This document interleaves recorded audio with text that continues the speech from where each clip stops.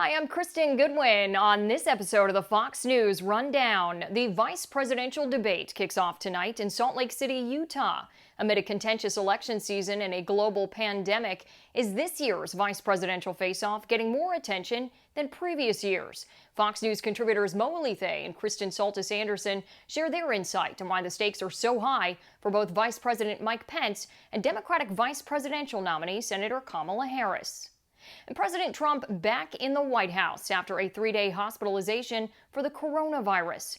Family and emergency medical professional and Fox News contributor Dr. Janette Nesheiwat discusses the common and experimental treatments Mr. Trump received and weighs in on COVID-19 vaccination trials. Plus commentary by Guy Benson, host of The Guy Benson Show.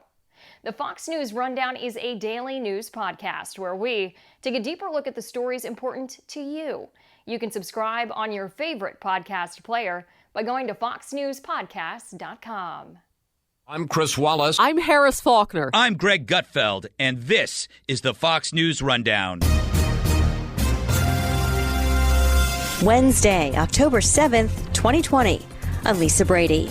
The one and only vice presidential debate is tonight, but the focus may be someone who isn't on stage as the White House deals with an outbreak. One of the reasons why Vice President Pence will be under such scrutiny is in part because the page has turned to focus squarely on COVID-19 rather than on issues like the economy. I'm Dave Anthony. President Trump got quite a few treatments for the coronavirus, including one taken only by a very few. So far, it's been tested in just under 300 people, and they did not find any serious side effects or complications. It was used as a compassionate use in our president. So in a sense, he became part of the trial. And I'm Guy Benson. I've got the final word on the Fox News Rundown. The running mates only get one chance, and tonight is that night. Vice President Mike Pence and Senator Kamala Harris will debate in Salt Lake City, moderated by USA Today's longtime Washington bureau chief Susan Page, and with plexiglass between them on stage, one of the safety measures ramped up after the White House outbreak of coronavirus, which was still expanding Tuesday night. But Pence has continued to test negative and has been cleared by the CDC to take part in the debate. This pandemic is not a red state or blue state issue. Speaking in Gettysburg, Pennsylvania on Tuesday, Joe Biden said the pandemic affects all of us. Will take anyone's life. It's a virus. It's not a political weapon. Using the Civil War battlefield as a backdrop to talk about the cost of division and calling on Americans to come together for healing. Senator Harris has mainly been doing her own events, including an online fundraiser last weekend with former President Barack Obama. When we vote, things change. Things get better. But tonight's debate is likely to focus often on someone who isn't on stage. Nobody that's a leader would not do what I did. And I know there's a risk, there's a danger, but that's okay. And now I'm better. As Democrats accuse the president of putting others at risk with how he's handled both the pandemic and his own case of the virus. Senator Harris's task is simple. Keep the spotlight on COVID and on the administration's response. Elleithee is the founding executive director of Georgetown University's Institute of Politics and Public Service and a Fox News contributor. And this isn't, just a debate between the two campaigns' top surrogates. The vice president was tasked with heading up the administration's COVID response. He's the chair of the COVID task force. And so she's going to be able to connect him to the president to a federal response that overwhelmingly polling shows people disapprove of. That's her task. The vice president has a tougher task. He wants to keep the conversation focused on anything but COVID. This is not a winning issue for the administration. This is not a winning issue for the Trump campaign. What about questions that Harris might face about not being on the same page with Joe Biden on every issue? She's been portrayed, at least, as, by Republicans, as being much more to the left than he is. And does that put her in a tough spot? I mean, does it matter if she's not 100% in line with Joe Biden on every issue? No, she's his top surrogate. I don't think you're going to hear her deviate much from where Joe Biden is on the issues because he's the presidential candidate. But I think if the for months now, ever since the day Joe Biden tapped her to be his running mate, Republicans have been trying that argument, and it hasn't moved the needle at all. They've been using it day in and day out. It was a big core of their convention message. The president tried to use it in the debate against Joe Biden last week, and it hasn't moved the needle at all. Do you think that Senator Harris needs to give an answer, or Joe Biden for that matter, on the packing the court question? Do you think it matters at all to any voters? I don't think it's an issue that a lot of voters are thinking about, except for the most energized voters in either base. But I think Joe Biden's strategy on this is a smart one. He wants to keep the conversation away from process when it comes to the Supreme Court and keep it focused on impact, which is why you haven't seen, contrary to what I think a lot of people's initial expectation was, you haven't seen the campaign focus on the perceived hypocrisy of Senate Republicans to move forward with the Supreme Court nomination after 4 years ago refusing to even give Merrick Garland a hearing, right? You don't hear them talk about the hypocrisy of that. What you hear them talk about is how in the middle of a pandemic, this White House and this Senate are trying to ram through a vote on the Supreme Court to help overturn the Affordable Care Act. They're trying to focus on the substance as opposed to the process. And they all know that the more they get sucked into a process conversation, the less people are going to tune in to the real world implications. One last thing, Mo, in the aftermath of that very chaotic first presidential debate, how much of a contrast are you expecting Wednesday night? You think the tone will be very different? Yeah, I do think the tone will be very different. I think, look, they're both tough competitors, both Senator Harris and Vice President Pence. They both are skilled debaters. Kamala Harris is known for being a very effective prosecutor. She's very effective as a member of the Senate Judiciary Committee. Mike Pence, by all indications, won the vice presidential debate 4 years ago. But they also come in with a very different style and tone. And so I think it may be edgy at times. You'll see a lot of sharp elbows being thrown, but I don't think you're going to see the same kind of circus. I think they both will have a little bit more respect for the process than the president did last week. Republican pollster and Fox News contributor Kristen Soltis Anderson is also expecting a different tone. Mike Pence and Donald Trump, while they agree on many issues, have very different temperaments. Trump has always been more bombastic, more of a fighter, more combative, while Mike Pence is much more laid back, much more reserved in his tone. So I expect for that reason alone that the overall sense we will get from the debate will be a little more sedate than what we saw between former Vice President Joe Biden and President Trump. Is Pence under more pressure than he maybe would have been because of the president's debate performance? I think one of the reasons why Vice President Pence will be under such scrutiny is in part because the page has turned to focus squarely on COVID-19 rather than on issues like the economy. And with Vice President Pence as the head of the president's coronavirus task force, that means that he's going to be under extreme pressure to answer tough questions about our nation's response to the virus, especially considering that it has made its all the way to the door of the White House. What about trying to turn, the conversation to other issues? I mean, we don't know exactly what the other questions are going to be about. But do you think he'll try to attack Senator Kamala Harris at all, for instance, on the fact that she's considered more liberal than Joe Biden? And, do you think Pence will try to call her out I expect the Trump campaign to try very hard to get Kamala Harris to take a position that is to the left of where Joe Biden has stated his position is, whether it's on issues like defunding the police, on issues like the Green New Deal, on issues like healthcare, things where during the primary debate she may have been to the left of Joe Biden.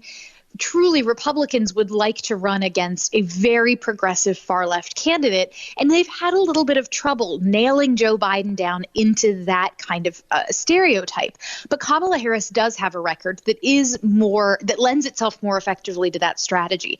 So I expect Pence to try to use this opportunity to get Harris to say something or do something that puts her far to the left of where Joe Biden is, and that makes it easier for the Trump campaign to make the case that the Biden-Harris ticket is to the left of where the mainstream of America is. How much of an opportunity is this, though, really? I mean, are voters paying attention to this at all, especially given that at this point, 2 more presidential debates are still scheduled? The reality is that vice presidential debates usually have extremely little effect on what is happening with regards to people's choice at the top of the ticket. And I think that's likely to be the case here as well. I don't expect nearly the fireworks that we saw from the debate between Biden and Trump. And so I expect this to be a much more sedate affair with much less of an effect on people's votes. Now, I'd add one caveat to that, which is that Joe Biden, if he is elected, will be 78 years old when he takes office. And Donald Trump, 74 years old. Both of them, you could say, may have health concerns. It's very important to make sure you have a vice president who could take the reins if, heaven forbid, something were to happen. And so because of the age and health questions around both of the candidates for president, that's one reason why perhaps this time around the vice presidential question is a little more important than it might otherwise be. And I guess there's the potential for it to be not as sedate an affair as some people might think. I mean, if Kamala Harris decides to go after Mike Pence on the response to coronavirus, for instance, the way she went after Joe Biden when they were competing against each other in the primaries, maybe it could actually get very heated. I think Kamala Harris is very likely to go after Pence both on the issue of COVID-19 as well as going after him on the Supreme Court pick. Of course, Mike Pence is very associated with the socially conservative wing of the Republican Party, and that's an area where Democrats feel like they have the potential for the upper hand, that on some of these issues like LGBT rights, they feel like they are more in line with where the mainstream of America is. So I expect Kamala Harris to go after Mike Pence on some of those issues in particular. I do, however, think that she is unlikely to do anything terribly risky. Right now, with the Biden campaign being in the lead in most of the major polls that we've seen, they are in the position where they want to do as little as possible to change this race. They want to keep things exactly as they are as long as they can. What do you think is the number one mistake for Mike Pence to avoid and for Kamala Harris to avoid? I think the number one mistake for Harris to avoid is letting herself get pulled into saying things that will make it easier to peg the Biden-Harris ticket as far to the left. Kamala Harris needs to avoid giving any ammunition to the Trump campaign to make the case that Joe Biden is actually very far to the left, a socialist, etc. And because her record is further to the left than Biden's is, she presents that risk. For Pence, what he needs to do is make sure that he can capably handle the questions on COVID-19. Because that issue is such a weakness for the Trump campaign at this point, he, as the chair of that task force, needs to be ready to rebut any arguments that they think are unfair and to try to make the case as best as he can for the president's job at tackling this virus. Republican pollster Kristen Soltis Anderson, thank you very much for your time. Thank you for having me.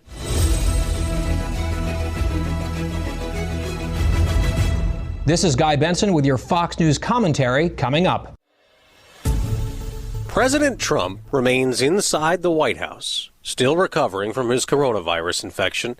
He tweeted a lot the day after his release from Walter Reed Medical Center, including that he's feeling great, similar to what he said in the video put out right after his return home on Monday night. I felt great, like better than I have in a long time. I said just recently, better than 20 years ago. Now, his doctor gave a quick update Tuesday that the president is doing extremely well, not showing any symptoms. He was given multiple treatments, including an experimental one, which has been described as unprecedented care for a COVID patient. The only thing that he had that was additional to what other people did not have is Regeneron. Dr. Janette Nesheiwat is a Fox News medical contributor. Everything else is commonly used for everyone else that everyone has access to if they need.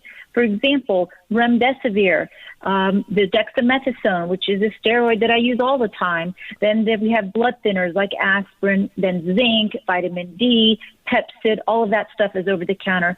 So all of us have access to all of that. The only thing that he got that was slightly different is Regeneron, which is the cocktail of antibodies.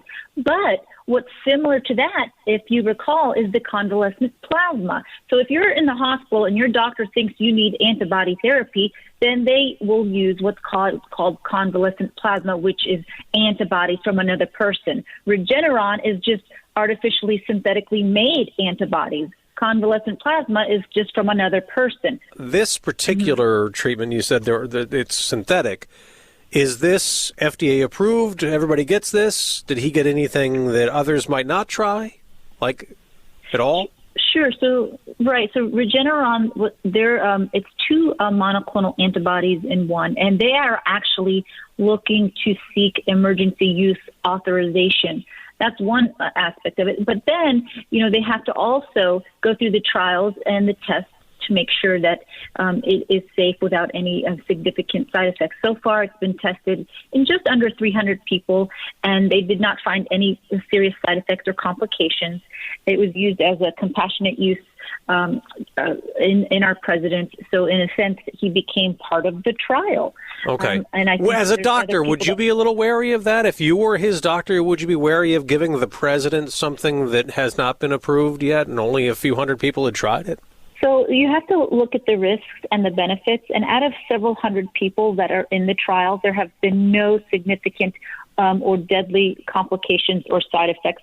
So that's reassuring to me. His team of doctors, who are the best doctors in the world, evaluated the data that exists and saw that, if anything, it just would not be of any help to the president, but would not result in any harm to the president. You have to also remember the president is under close monitoring and observation with a team of doctors, infectious disease specialists, pulmonologists, internists. Every expert under the sun that exists is looking after him and collectively making a decision to take care of him. And rightfully so. That's what we would want for our president. Remdesivir, that treatment. Yes. What does it do? Yeah, this is such a fascinating drug, and I'm so intrigued by it. So this is actually an antiviral medication that was tried and tested to treat Ebola patients. What this drug does is, the COVID virus is an RNA virus that's made of 4 bases, 4 components. Remdesivir inserts itself as one of those components to short circuit and put a kink in the replication of that virus. So remdesivir sneaks itself in there, pretending it's one of those 4 components, and it blocks the virus from replicating, because when it realizes, oh, what's going on here, the virus stops replicating. So it's really a fascinating drug that I believe is useful. It's been shown in studies to reduce hospitalization duration by about 4 days, and can help reduce mortality rate by about 11%, I think is what the most recent data showed. Well, that is very interesting. Now, what does this, what does the steroid do, the dexamethasone, which you said you've been using, before? Yeah, this is, I don't know why people seem to think that this is a powerful drug. This is a very common steroid. I use it all the time, and it's not just used for coronavirus. You can use it for allergic reactions or rash or swelling. It's a steroid that's used to reduce inflammation. A common drug is just going to be used short-term, minimal side effects, and people tend to do really well from it. To me, it's like one of those miracle drugs, like insulin, if you will. Works really well, can make a huge difference. Now, you might have seen this. Some of the president's critics were saying that he was on that, and he was all roided up. What does is there actually anything to that? I mean, does a drug like that do anything? Does it change your mood? Does it give you a different feeling? Yeah, that's ridiculous that he's to say something like that he's all roided up. he's not taking anabolic steroids like a bodybuilder weightlifter. This is a steroid to help reduce inflammation. What does zinc do? What do the vitamins do? Yeah, so vitamin D, that's a really strong immune system vitamin that helps boost your immune system, helps strengthen it. Just like all the other vitamins out there, you've heard of vitamin C, vitamin B12. It really helps to strengthen and boost your immune system so that it can function at its maximum capacity. Zinc, zinc, I have been recommending zinc to my patients more than just for coronavirus. Zinc has been proven to help fight viral replication. I've been telling patients for years, especially around influenza season, take some zinc. There's so many different types. There's the throat lozenges, there's Coldies, Zicam, whatever, any brand you want that can help if you start it early. It can help fight the virus from replicating, and it's one that's used very commonly, again, not just for coronavirus, but can be used for many types of viral infections. Back to that video President Trump put out on Monday night. He also said this about the coronavirus. Don't let it dominate you. Don't be afraid of it. You're going to beat it. And he said he's essentially leading by example. Get out there. Be careful. We have the best medicines in the world. He also tweeted, many people die from the flu every year despite the vaccine. Are we going to close down our country? No. Adding, we've learned to live with it, just like we are learning to live with COVID. And then he claimed in many populations it is far less lethal. Twitter then masked that post for spreading misleading and potentially harmful information. House Speaker Nancy Pelosi says the president is being frivolous, dangerous. His Democratic challenger Joe Biden said people should be afraid for family and coworkers, which is why we wear masks. Now, Dr. Nesheiwat has been treating COVID patients since the pandemic started. What does she think? I don't think we should be fearful. I don't think we should panic. I think what we need to do is take precaution, not let our guard down. We saw thousands of Americans over the holidays, Memorial Day weekend, 4th of July, out and about, large crowds, parties, close contact, not wearing their masks, not taking protective measures. I think it's just a matter of staying, protect yourself, protect your loved ones, be smart, know your risk.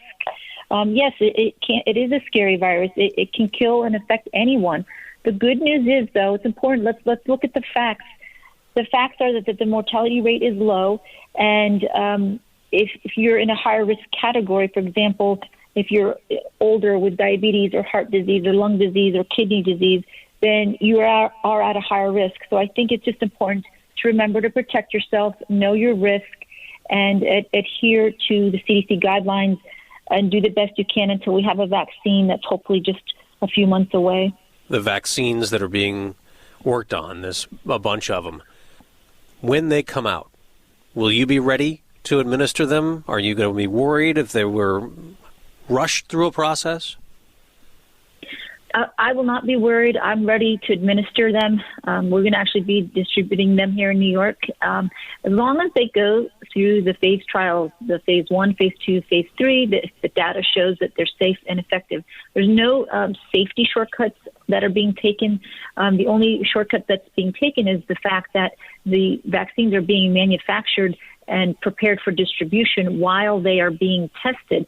So if any risk is being taken, it's just a financial risk of, are we wasting all this vaccine? And if it turns out when the data comes out that it has to be scratched. But these vaccines that are being tested are going to be monitored and reviewed by the FDA and also by a separate entity and have to be reviewed by the Data Safety Monitoring Board as well. So I feel confident once it's approved by the FDA, it is approved. Those are scientists and doctors that are held to the highest ethical and scientific standards that exist and will not put Americans at risk.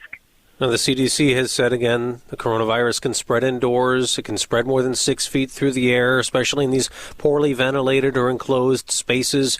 You, as a doctor, you've been dealing with this for months. Are there places you will not go? Do you still think people should be careful when they go out?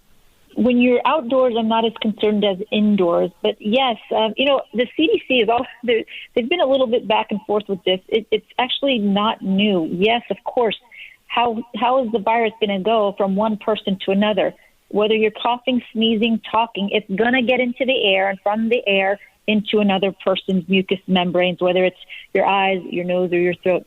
Yes, I'm very careful. I will not enter a closed space that's crowded if there's not good ventilation or filtration, because I as a physician, I really need to be very careful because I have a duty and obligation, responsibility to take care of patients in the community. So I always try to take precautions. I was out of state once. There was a restaurant that was opened at limited capacity, 25%. So I was in there with my family, and it felt like it was empty, and I felt safe. But probably more than 25% or 50%, I would not go in there. It's not worth the risk. I would just cook at home or order takeout. But the best thing to do is, if you're going to be around people, if you're going to attend any sort of event, make sure it's outdoors and try to keep a good distance between you and others, just to protect yourself. It's very easy to forget about it, to let your guard down, or to think, well, you look fine, you sound fine, so you must not be a carrier. But that's not the case. Many people can have it and have no symptoms or very mild symptoms. Dr. Janette Nesheiwat, Fox News medical contributor, thank you so much for joining us. Thank you. It's my pleasure. Have a wonderful day. Stay safe and get your flu shot.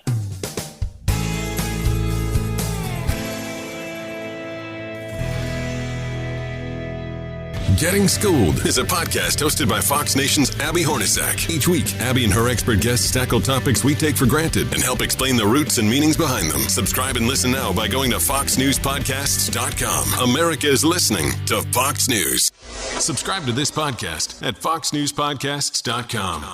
It's time for your Fox News commentary. Guy Benson. What's on your mind? In light of President Trump's positive diagnosis on COVID, and 3 Republican senators testing positive for the disease, Senate Democrats are demanding that the Supreme Court confirmation process for Amy Coney Barrett be delayed. They argue that the hearings must be held in person and therefore cannot start on time. But that's a bogus argument born out of politics and advanced for the sole purpose of running out the clock. The Senate Judiciary Committee has held more than 20 confirmation hearings for lower court judges where at least part of the participation has been virtual. That's been the case for months over the course of this pandemic. It is completely acceptable for senators to ask questions of the nominee and get responses in a thorough and thoughtful way, even if some of that questioning is done over video. Republicans must be safe, be smart, keep calm, carry on, and confirm Judge Barrett. This is Guy Benson, host of The Guy Benson Show. You've been listening to the Fox News Rundown. Stay up to date by subscribing to this podcast at foxnewspodcasts.com. And for up-to-the-minute news, go to foxnews.com. From the Fox News Podcasts Network, subscribe and listen to the Trey Gowdy Podcast. Former federal prosecutor and 4-term U.S. Congressman from South Carolina brings you a one-of-a-kind podcast. Subscribe and listen now by going to foxnewspodcasts.com. Love Fox News? Click the subscribe button to get more of the news and opinion you trust. And click the Fox News Rundown playlist for the latest episodes.